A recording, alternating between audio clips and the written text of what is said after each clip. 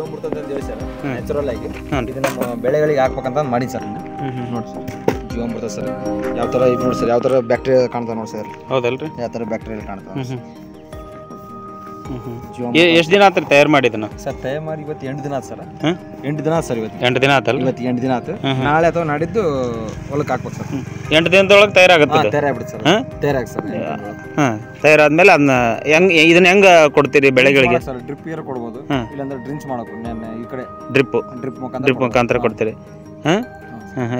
ಈ ಜೀವಾಮೃತ ತಯಾರು ಮಾಡಕ ಏನೇನು ಉಪಯೋಗ ಮಾಡಿದ್ರಿ ಇವ್ರ ಇದು ನೋಡಿ ಸರ್ ಇದು ಒಂದು 2 kg ಬೆಲ್ಲ ಸರ್ ಅಂದ್ರೆ ಆರ್ಗ್ಯಾನಿಕ್ ಬೆಲ್ಲ ಅಂದ್ರೆ ಕರೆ ಬೆಲ್ಲ ಬರ್ತಲ್ಲ ಸರ್ ಅದನ್ನ ಹಾಕ್ಬೇಕು ಸರ್ ಒಂದು 20 kg ಜವಾರಿ ಹಾಕೊಳ್ಳೋದು ಸಗಣಿ ಸರ್ ಜವಾರಿ ಹಾಕಲು ಸಗಣಿ ಬೇಕು ಸಗಣಿ 20 ಹೌದಾ ಎಮ್ಮಿದೆ ಎಲ್ಲ ಬರಲ್ಲ ಇಲ್ಲ ಅಂದ್ರೆ ಅದು ಸ್ವಲ್ಪ ಏನೋ ಒಂದು ಸಂಶೋಧನೆ ಮಾಡ್ರಿ ಸರ್ ಅವರು ಜವಾರಿ ಬೇಕಂತ ಹೇಳಿ ಸರ್ ಜವಾರಿ ಹಾಕೊಳ್ಳೋದು ಒಂದು 10 ಲೀಟರ್ ಗೋಮೂತ್ರ ಸರ್ ಉಚ್ಚಿ ಹಾಕೊಳ್ಳೋದು ಹಸುವಿನ ಒಂದು ದ್ವಿದಳ ಧಾನ್ಯದ ಯಾವ್ದಾದ್ರು ಒಂದು 2 kg ಇಟ್ಟು ಸರ್ ದ್ವಿದಳ ಧಾನ್ಯದ್ದು 2 kg ರೈಟ್ ಯಾವ್ದಾರ ಕಡ್ಲಿ ಹಿಟ್ಟು ಹಾಕೋದು ಯಾವ್ದಾರ ನೆಕ್ಸ್ಟ್ ಆಮೇಲೆ ಒಂದು 10 ಲೀಟರ್ ಮಜ್ಜಿಗೆ 10 ಲೀಟರ್ ಮಜ್ಜಿಗೆ ಹಾಕ್ಬೇಕು ಮಜ್ಜಿಗೆ ಆಮೇಲೆ ಒಟ್ಟು ನಾವು ಎಣ್ಣೆ ಹೊಡೆದಿರ್ಬಾರ್ದು ಅಂತ ಮಣ್ಣು ಹಾಕ್ಬೇಕು ಒಂದು kg ಅಷ್ಟು ಒಂದು ಬೋಕ್ಸಿ 2 ಬೋಕ್ಸಿ ಯಾವ್ದಾರ ಮಣ್ಣು ಸರ್ ಕಾಡಿನ ಮಣ್ಣು ಇರ್ತಲ್ಲ ಆ ಥರ ಅದನ್ನ ತೊಗೊಂಬಂದು ಹಾಕೋದು ನಾ ಹೇಳೋದು ಸರ್ 200 ಲೀಟರ್ ನೀರು 200 ಲೀಟ್ರ್ ಇಂಥ ಡ್ರಮ್ಮಿಗೆ 200 ಲೀಟರ್ ನೀರು ಸರ್ 20 kg ಸಗಣಿ 10 ಲೀಟ್ರ್ ಇದು ಗೋಮೂತ್ರ ಒಂದು 2 kg ಕರಿ ಬೆಲ್ಲ ಒಂದು 2 kg ದ್ವಿದಳ ಧಾನ್ಯದ ಹಿಟ್ಟು ಒಂದು ಬೋಕ್ಸಿ ಅಷ್ಟು ಮಣ್ಣು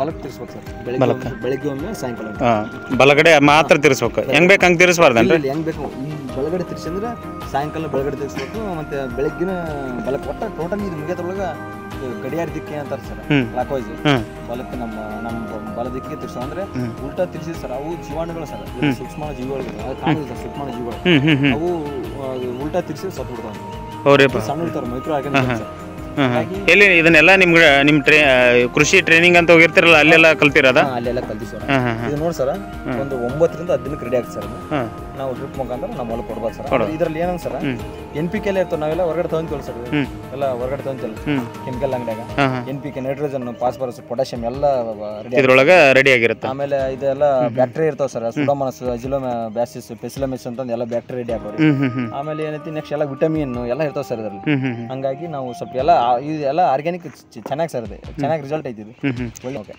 ಎಲ್ಲ ಬೆಳೆಗಳಿಗೇನು ಪೋಷಕಾಂಶಗಳು ಸಿಗ್ತಾವಲ್ಲ ಸರ್ ಮೈಕ್ರೋ ನ್ಯೂಟ್ರಿಯೆಂಟ್ ಏನು ಕರಿತೀವಲ್ಲ ಸರ್ ಕಾಪರ್ ಸಲ್ಫರ್ ಇವೆಲ್ಲ ಆಲ್ಮೋಸ್ಟ್ ಎಲ್ಲ ಪೊಟ್ಯಾಷಿಯಂ ಇವೆಲ್ಲ ಸಿಗ್ತಾವೆ ಸರ್ ಇವೆಲ್ಲ ಈ ನಾವೇನು ಮೈಕ್ರೋ ನ್ಯೂಟ್ರಿಯೆಂಟ್ ಪೋಷಕಾಂಶಗಳು ಬೆಳೆಗಳಿಗೆ ಸರ್ ಆಲ್ಮೋಸ್ಟ್ ಎಲ್ಲ ಸಿಗ್ತಾವೆ ಹಂಗಾಗಿ ಇದನ್ನ ರೆಡಿ ಮಾಡೋದು ಸರ್ ನಾವು ಓಕೆ ಈಗ ರೆಡಿ ಆಗೈತೇನ್ರಿ ಇದು ಎಷ್ಟು ದಿನ ಆಯ್ತು ಈಗ 8 ದಿನ ಆಯ್ತು ಸರ್ ನಾಳೆ ಅಥವಾ ನಾಡಿದ್ದು ಅಂದ್ರೆ ಒಂದು ರಿಸರ್ಚ್ ಪೇಪರ್ ಆಗೈತೆ ಸರ್ ಅದು ಅಂದ್ರೆ ಬೆಂಗಳೂರು ವಿಶ್ವವಿದ್ಯಾಲಯ ಅವ್ರ ಹೆಸರು ಬರ್ತಾ ಇಲ್ಲ ಸರ್ ಅದು ದೇವಕುಮಾರ್ ಅಂತ ಸರ್ ಅವ್ರ ತಂಡದವ್ರು ರಿಸರ್ಚ್ ಮಾಡ್ರ ಸರ್ ಇದನ್ನ ತಯಾರಿಸಿದ 9 ದಿನಕ್ಕೆ ಆಗ್ತಪ್ಪ ಅಂದ್ರೆ ಒಳ್ಳೆ ವರ್ಕ್ ಮಾಡ್ತಾ ಒಳ್ಳೆ ಅದು ಏನೋ ಇದು ಇರ್ತಂತೆ ಸರ್ ಒಳ್ಳೆ ಪೋಷಕಾಂಶಗಳು ಚೆನ್ನಾಗಿ ರೆಡಿ ಆಗಿರ್ತಂತ 9ನೇ ದಿನದಿಂದ 10ನೇ ದಿನಕ್ಕೆ ಒಂದು ಸಂಶೋಧನೆ ಮಾಡೈತೆ ಸರ್ ಎನ್ ದೇವಕುಮಾರ್ ಅಂತ ಒಂದು ಬೆಂಗಳೂರು ವಿಶ್ವವಿದ್ಯಾಲಯ ಪ್ರೊಫೆಸರ್ ಸರ್ ಅವ್ರ ತಂಡ ಒಂದು ರೆಡಿ ಮಾಡೈತಂತ ಸರ್ ಹಂಗಾಗಿ ನಾವು 9 ರಿಂದ 10 ದಿನಕ್ಕೆ ರೆಡಿ ಆಗಿರ್ತಾ ಅದು ಮಾಡ್ತೀವಿ ಸರ್ ನಾವು ಅಂದ್ರೆ ನೆಲ್ಲಿಗೆ ಇರ್ಬೇಕು ಸರ್ ಒಟ್ಟ ಬಿಸಿಲಿಗೆ ಇರಂಗಿಲ್ಲ ಮೇಲ್ಗಡೆ ಕವರ್ ಮಾಡಕ್ ಸರ್ ಅದನ್ನ ಈ ಮೇಲ್ಗಡೆ ಎಲ್ಲ ಕವರ್ ಮಾಡಿ ಎಲ್ಲ ಮುಚ್ಚಿರ್ಬೇಕ್ರಿ ಸರ್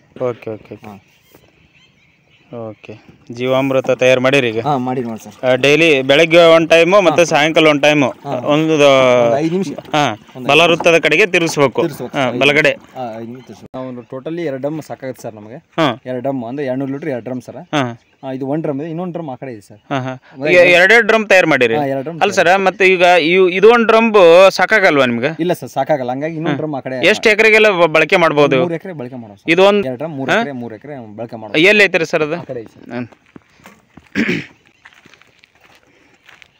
ಅದು ಎಷ್ಟು ದಿನ ಆತ್ರಿ ತಯಾರು ಮಾಡಿ ಈಗ ಅದು ಸೇಮ್ ಸರ್ ಅದು ಎರಡು ಒಟ್ಟಿಗೆ ಒಂದೇ ಟೈಮ್ ಇದು ಮಾಡಿರಿ ಇದಕ್ಕೆ ಎಷ್ಟು ಖರ್ಚಾಗತ್ತೆ ರೀ ಈಗ ಜೀವಾಮೃತ ತಯಾರು ಮಾಡಕ ನಿಮ್ಗೆ ಇನ್ವೆಸ್ಟ್ಮೆಂಟ್ ಎಷ್ಟು ಮಾಡ್ತೀರಿ ಅಂದ್ರೆ 2 kg ಬೆಲ್ಲ 2 kg ಹಿಟ್ಟು ಬಿಟ್ಟು ಮತ್ತೆ ಏನು ಖರ್ಚು ಅಮೌಂಟ್ ಎಷ್ಟು ಖರ್ಚಾಗತ್ತೆ 2 ಡ್ರಮ್ ತಯಾರು ಮಾಡಕ ಒಂದು 300 ರಿಂದ 400 ರೂಪಾಯಿ ಒಳಗೆ 500 ರೂಪಾಯಿ ಇಟ್ಕೊಳ್ಳಿ 500 ರೂಪಾಯಿದೊಳಗೆ ಇಷ್ಟೆಲ್ಲ ಪೋಷಕಾಂಶಗಳು ಸಿಗುವಂತ ಒಂದು ಜೀವಾಮೃತ ತಯಾರು ಮಾಡ್ಬೋದು ನೀವು ಬೆಳೆಗಳಿಗೆ ಕೊಡಲಿಕ್ಕೆ ಯಾಕಂದ್ರೆ ಈಗ ಹೊರಗಡೆ ಹೋತಂದ್ರೆ ಒಂದು 5,000 10,000 ರೂಪಾಯಿ ಎಲ್ಲ ಕೆಮಿಕಲ್ ಅಂಗಡಿ ನೋಡಿರಲ್ಲ ಸರ್ NPK ತಗೋಬೇಕಂದ್ರೆ ಎಲ್ಲ ಸಿಕ್ಕಾಪಟ್ಟೆ ರೇಟ್ ಇದೆ ಹಂಗಾಗಿ ನಾವು ಇಲ್ಲಿ ಹೊಲದಲ್ಲಿ ರೆಡಿ ಯಾಕಂದ್ರೆ ಆಲ್ಮೋಸ್ಟ್ ಉಚ್ಚಿ ಪ್ಲಸ್ ಸಗಣಿ ನಮ್ಮ ಹೊಲದಲ್ಲೇ ಸಿಗುತ್ತೆ ಸರ್ ಹಂಗಾಗಿ ಇಲ್ಲೇ ನಿಮ್ಮ ಹಸುಗಳು ಅದಾವು ಅವುಗಳದ್ದೇ ನೀವು ಬಳಸ್ಕೊತೀರಿ ಓಕೆ ಸರ್ ರಮೇಶ್ ಅವ್ರಿಗೆ ಏನು ನೀವು ಬೆಳೆಗಳಿಗೆ ಆ ಕಡೆ ಈ ಕಡೆಗೆ ಏನು ಪರದೆ ಹಾಕಿರಲಿ ಇದು ಯಾವ ಉದ್ದೇಶಕ್ಕೆ ಹಾಕಿರಿ ಇದನ್ನ? ಸರ್ ಈಗ ಹೈ ಟೆಂಪ್ರೇಚರ್ ಯಾಕಂದ್ರೆ ಬಿಸಿಲು ಜಾಸ್ತಿ ಆಗುತ್ತೆ ಹಾಂ ಹಾಂ ಹಾಂ. ಹಾಗಾಗಿ ಸ್ವಲ್ಪ ಕಾಯಿಗೆ ಸೇಫ್ಟಿಗೆ ಇದು ದಾಳಿಂಬೆಗೆ ದಾಳಿಂಬೆ ಸರ್ ಇದು. ಹಾಂ ಹಾಂ. ದಾಳಿಂಬೆಗೆ ಸೇಫ್ಟಿ ಯಾಕಂದ್ರೆ ಕಾಯಿ ಸನ್ಬರ್ನ್ ಅಂತ ಆಗುತ್ತೆ ಸರ್ ಅದು. ಇದರಿಂದ ಪ್ರಾಣಿ ಪಕ್ಷಿಗಳನ್ನು ರಕ್ಷಣೆ ಆಯ್ತು ಇದು. ಮತ್ತು ಇದು ಹಣ್ಣು ಕೂಡ ನಿಮ್ಗೆ ಅದೇ ಸರ್ ಕಲರ್ ಬರ್ತದೆ, ಒಳ್ಳೆ ಇದು ಬರ್ತದೆ ಸರ್ ಅದು, ಯಾಕಂದ್ರೆ ಕಲರ್ ಚೆನ್ನಾಗಿ ಬರ್ತದೆ ಸರಿ ಇಲ್ಲಿ. ಹ್ಞೂ ಸರ್ ಇದೊಂದು ಬರಲ್ಲ ಸರ್. ಹಾಂ ಹಾಂ ಹಾಂ. ಇದೊಂದು ಈ ರೀತಿ ಇರುತ್ತಲ್ರಿ ಮೇಲೆಲ್ಲ ಕೋಟಿಂಗ್? ಹಾಂ ಈ ಕಡೆ ಇರುತ್ತೆ ನೋಡಿ ಸರ್ ಈ ಕಡೆ. ಹ್ಞೂ ಹ್ಞೂ. ನಮ್ಮ ಯಾವಾಗಲೂ ನಮ್ಮ ಬಲದಿಕ್ಕಿ ತಿರ್ಸ್ಬೇಕಾದ್ರೆ ಉಲ್ಟಾ ಇಲ್ಲಿ ಒಂದು ಡ್ರಮ್ ತಯಾರು ಮಾಡಿರಿ, ಇದನ್ನು ಕೂಡ ನೆರಳಿಗೆ ಇಟ್ಟಿರಿ. ಹಾಂ ಹಾಂ ಹಾಂ ಹಾಂ. ಇದನ್ನು ಯಾವ ರೀತಿ ಯೂಸ್ ಮಾಡ್ತೀರಿ? ಇದನ್ನು ಇಲ್ಲಿ ಹೆಂಗೆ ತೊಗೊಂಡೋಗಿ ಇದನ್ನ ಯೂಸ್ ಮಾಡ್ತೀರಿ? ನಮ್ಗೆ ಮಾಹಿತಿ ಬೇಕಲ್ಲ. ನೋಡಿ ಸರ್, ಈಗ ಡ್ರಿಪ್ಪಿಗೆ ಕೊಡ್ತೀನಿ ಅಂತಂದ್ರಲ್ಲ, ಡ್ರಿಪ್ಪಿಗೆ ಕೊಟ್ಟರೆ ಯಾವ ರೀತಿ ಕೊಡ್ತೀರಿ ಡ್ರಿಪ್ಪಿಗೆ? ಡ್ರಿಪ್ಪಿಗೆ ಕೊಟ್ಟರೆ ಆಲ್ಮೋಸ್ಟ್ ಪೋಷಕಾಂಶ ಎಲ್ಲ ಹೋಗ್ಬಿಡ್ತಾವೆ ಸರ್. ಅದೇ ಇದನ್ನ ಟ್ರಾನ್ಸ್ಫರ್ ಹೆಂಗೆ ಮಾಡ್ತೀರಿ? ಇದನ್ನ ಬೆಳೆಗಳಿಗೆ ಹೆಂಗೆ ಕೊಡ್ತೀರಿ? ಕೈಲಿಂದ ಹಾಕ್ತೀವಿ ಸರ್, ಕೈಲಿಂದ ಬಕೆಟಲ್ಲಿ ತೊಗೊಂಡು ಸರ್. ಹೇಳಿದ್ರಲ್ಲ ತಟ್ ಈ ಜೀವಾಮೃತನ ಬೆಳೆಗಳಿಗೆ ಹೆಂಗೆ ನೀವು ಸಪ್ಲೈ ಮಾಡ್ತೀರಿ? ಯಾವ ರೀತಿ ಕೊಡ್ತೀರಿ ಸರ್? ಇಲ್ಲಿ ಇದು ಇದೆ ಸರ್, ಅದು ನೀರು ಸ್ಟಾಕ್ ಮಾಡೋದಿದೆ ಸರ್ ಹೊಂಡ. ಅದನ್ನ ಅದು ಡ್ರಿಪ್ ಮುಖಾಂತರ ಕೊಡ್ತೀವಿ. ಬರ್ಸಿ ಎಲ್ಲಿದೆ ಇಲ್ಲಿ ತಯಾರು ಮಾಡಿರಲ್ಲ, ಇದರಲ್ಲಿ ಹಾಕ್ಬಿಡ್ತೀವಿ ಸರ್. ಹಾಂ ಹಾಂ. ಹಾಕಿ ಡ್ರಿಪ್ ಮುಖಾಂತರ ಮಿಷನ್ ಮುಖಾಂತರ ಡ್ರಿಪ್.